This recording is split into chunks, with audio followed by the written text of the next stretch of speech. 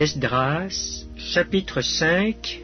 Agé, le prophète, et Zacharie, fils d'Ido, le prophète, prophétisèrent aux Juifs qui étaient en Juda et à Jérusalem au nom du Dieu d'Israël. Alors Zorobabel, fils de Shealtiel, et Josué, fils de Jotsadak, se levèrent et commencèrent à bâtir la maison de Dieu à Jérusalem.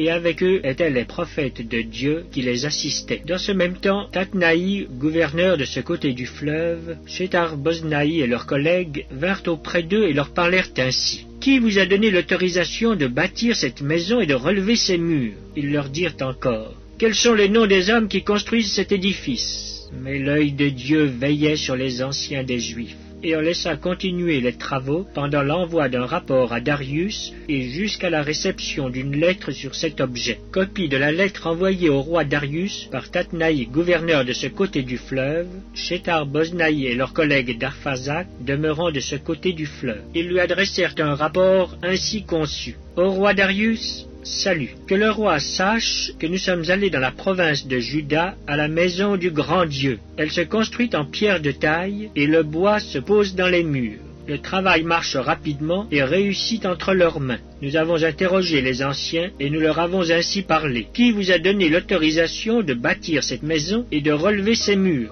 Nous leur avons aussi demandé leurs noms pour te les faire connaître. Et nous avons mis par écrit les noms des hommes qui sont à leur tête. Voici la réponse qu'ils nous ont faite.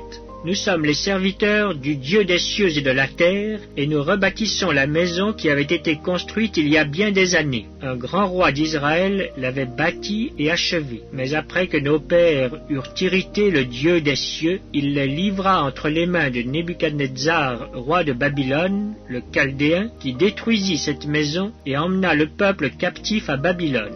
Toutefois, la première année de Cyrus, roi de Babylone, le roi Cyrus donna l'ordre de rebâtir cette maison de Dieu. Et même le roi Cyrus ôta du temple de Babylone les ustensiles d'or et d'argent de la maison de Dieu que Nebuchadnezzar avait enlevés du temple de Jérusalem et transportés dans le temple de Babylone. Il les fit remettre au nommé Sheshbatsar, qu'il établit gouverneur, et il lui dit « Prends ces ustensiles, va les déposer dans le temple de Jérusalem, et que la maison de Dieu soit rebâtie sur le lieu où elle était. » Ce Sheshbatsar est donc venu, et il a posé les fondements de la maison de Dieu à Jérusalem. Depuis lors, jusqu'à présent, elle se construit, et elle n'est pas achevée. Maintenant, si le roi le trouve bon, que l'on fasse des recherches dans la maison des trésors du roi à Babylone, pour voir s'il y a eu de la part du roi Cyrus un ordre donné pour la construction de cette maison de Dieu à Jérusalem, puis que le roi nous transmette sa volonté sur cet objet.